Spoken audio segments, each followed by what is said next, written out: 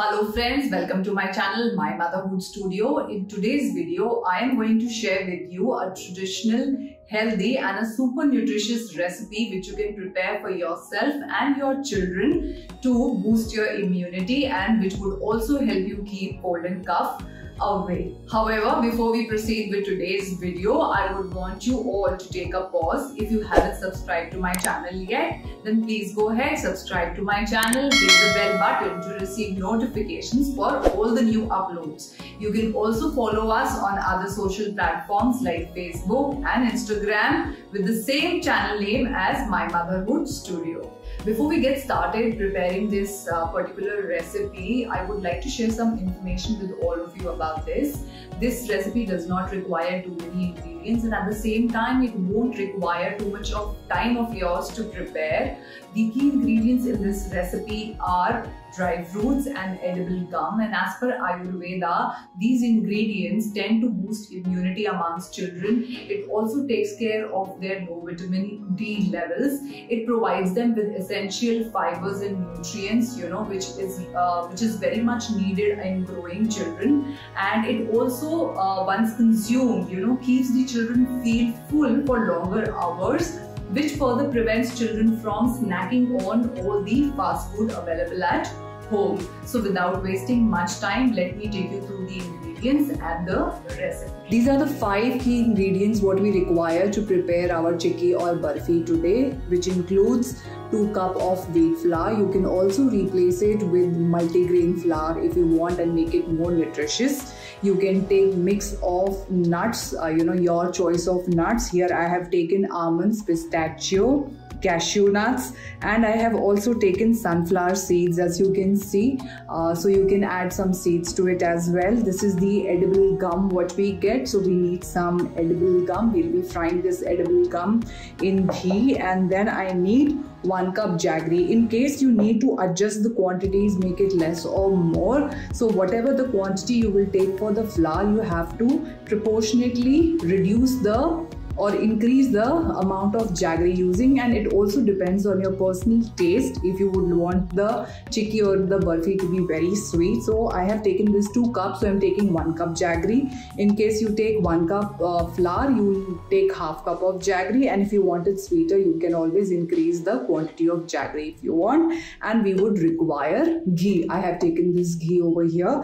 I'll be using it as and when required. So let's move to the kitchen and get started making our barfi or the chikki today. Alright, so we are in the kitchen now, and the first step is we are going to switch on the gas, have this big vessel because we'll be roasting everything over here.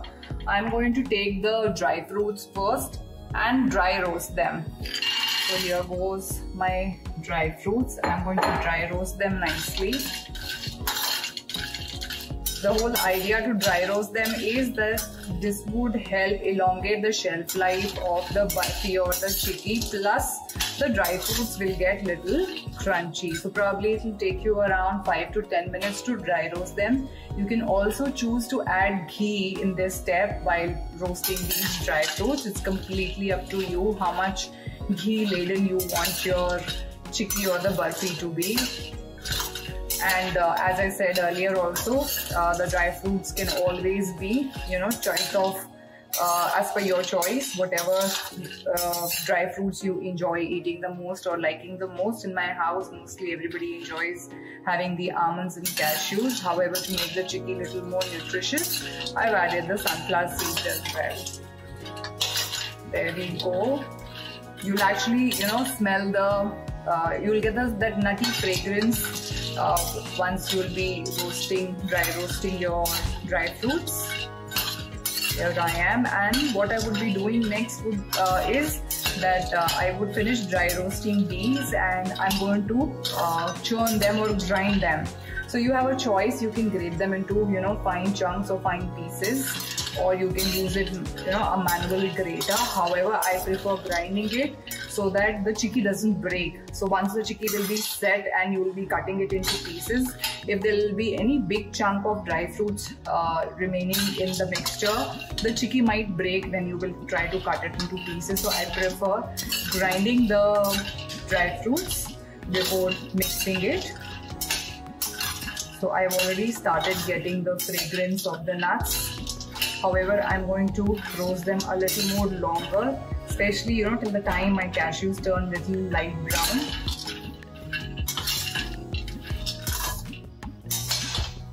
Okay, so our dry fruits are almost ready. Can you see the cashews have turned slightly golden brown? Then I'm going to switch off the gas flame and transfer this back into the container. Let them cool down a little while I prep up the rest of the things, and once this mixture cools down, I'm going to grind these dry fruits into a powdery mix.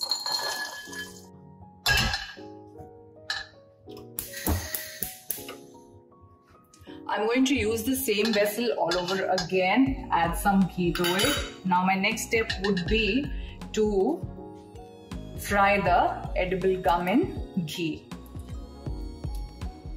So you can take like roughly around 2 to 3 spoons of ghee, and we are going to add the whole. So here I am, this is the edible gum. We are going to fry the edible gum.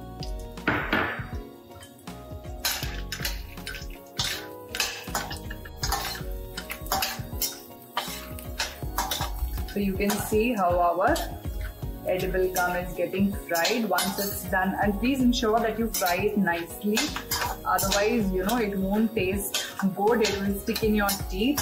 So you need to fry it nicely. And what I'm going to do is remove the fried edible gum also along with the dry fruits, and I'm going to grind this too, because otherwise it won't be easy for you to chew onto it. Once it gets grinded, it will get mixed nicely into the mixture.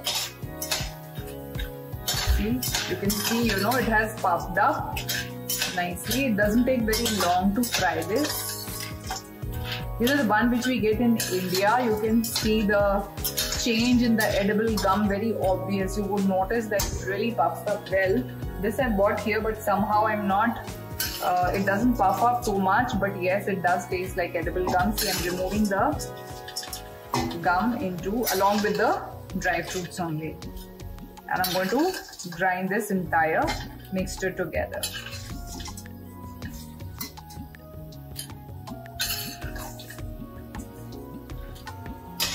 See, this recipe does not require too many ingredients, and at the same time, it's very healthy and nutritious, both for young children and adults. We are not using sugar in this recipe, as you saw. You can also replace the wheat flour with the multi-grain atta to make it more healthy and nutritious. Now, in the same vessel, in the same ghee, what we will use, we will take this flour and we are going to roast it.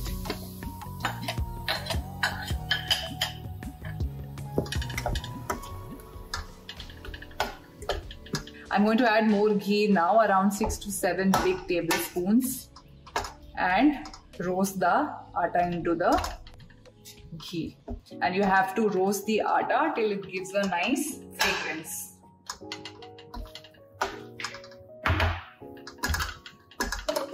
Alright, see, we have to mix the ghee into the flour nicely and keep roasting the atta. Ensure that the atta doesn't get burnt, it doesn't stick to the vessel bottom. So preferably take a heavy bottom kadhai to dry roast this flour. It will be much easier. And later, while we'll be setting up or getting the mixture ready, if you feel that the ghee is less, or probably the flour mixture won't be able to get binded together into a chikki, you can always add more ghee. And to check that, you can hold the mixture together in your palm once it is little cool down, not very hot. So it will start taking the shape of a laddu or a ball. So that will be the right consistency. So instead of shaping it into a chikki or a brittle, you also have a choice to shape them like laddus. So depending on what is preferred by you, you can shape them accordingly, either into a barfi or into a laddu. This atta looks to me a little dry still. I think I would be adding some more ghee. So please adjust the ghee consistency.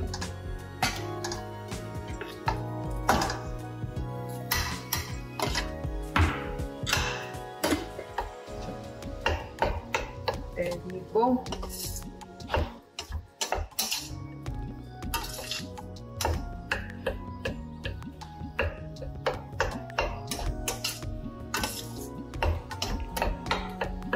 So I'll be just roasting the atta till it turns slight brown and gives a nice, fragrance.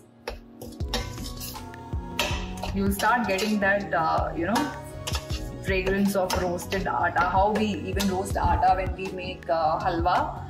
Exactly the same way you have to roast the atta here also for the laddu. Do not over roast it, do not under roast it.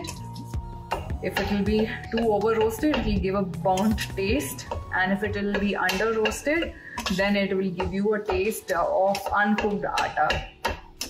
Won't be very tasty. Our atta is almost done. I can get that nice fragrance of the roasted flour. See, the ghee is also absorbed. Some places, the atta is getting some places atta is turning brown, nice brown. You have to ensure that you keep stirring it throughout, otherwise the atta may burn. So you have to be very careful, not leave it on the gas, and roast it on the medium flame. Don't keep very high flame. And I'm going to transfer this flour into the container. And then what I'm going to do, I'm going to melt the jaggery. So here I am transferring my flour into the container, and I'll be mixing it back in the vessel again once my jaggery melts. There we go.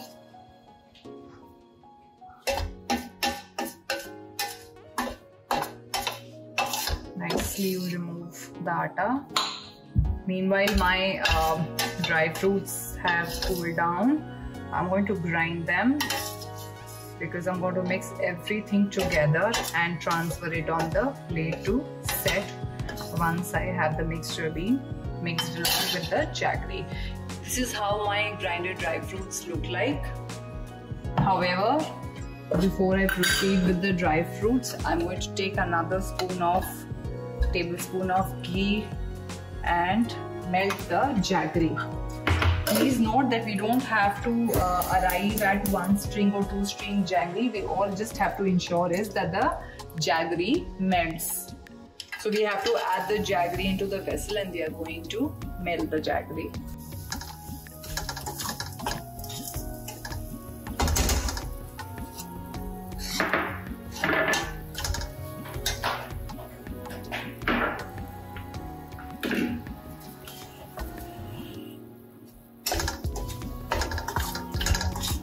You have to keep stirring it. We don't have to add any water. We just have to ensure that the jaggery melts.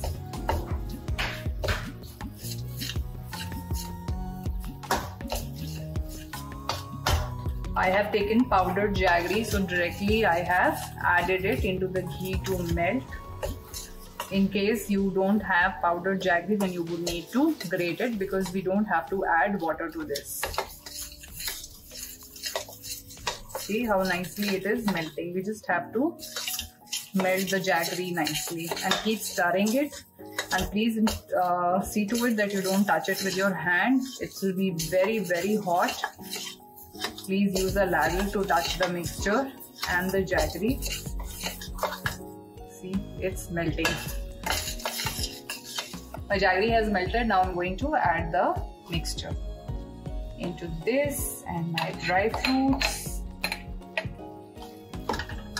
First, let me stir this in nicely so that the jaggery gets mixed well with the flour. It will be easy to set. And now I'm adding the dry fruit mixture. So it's not a very fine powder, but yes, It's not very big pieces either.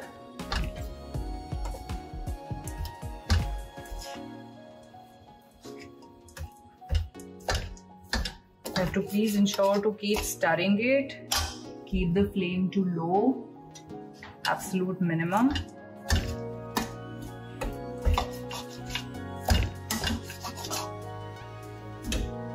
And give a nice stir to this mixture that everything gets mixed well before we put it to set. I think I will need to add some more ghee to it. So I am adding few more spoons of ghee.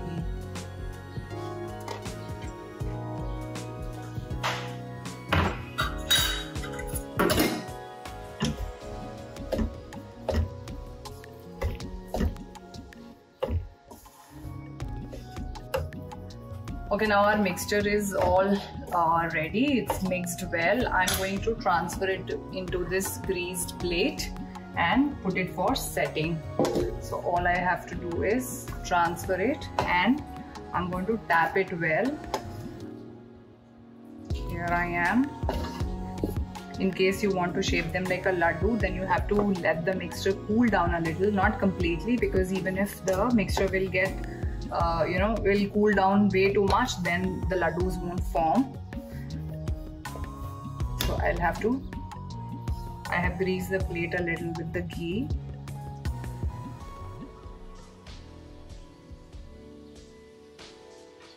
Okay, now we've transferred the mixture in the plate. What we are going to do, we have to press the mixture like this to set it up like barfi.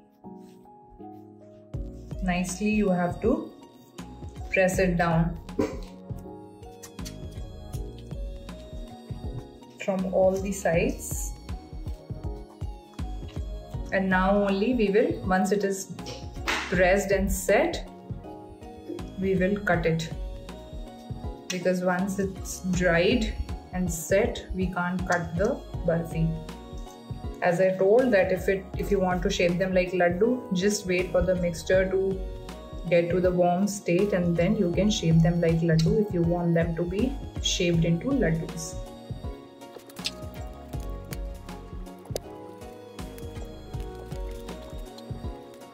Try to spread it out evenly so that the thickness of all the barfis is around the same. So if you press it hard at one end and not the other, so some will become thicker than the others.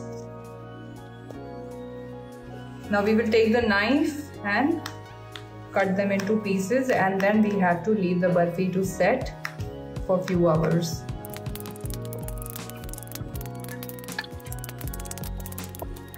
Now we will leave this to set for at least 4 to 5 hours. Okay, this is how my chikki or the barfi and the laddus have turned out. As I had told you that you can shape them either ways. I took half the bunch to make chikki and the remaining half to make the laddus. So this is how your chikki and laddus are going to look like.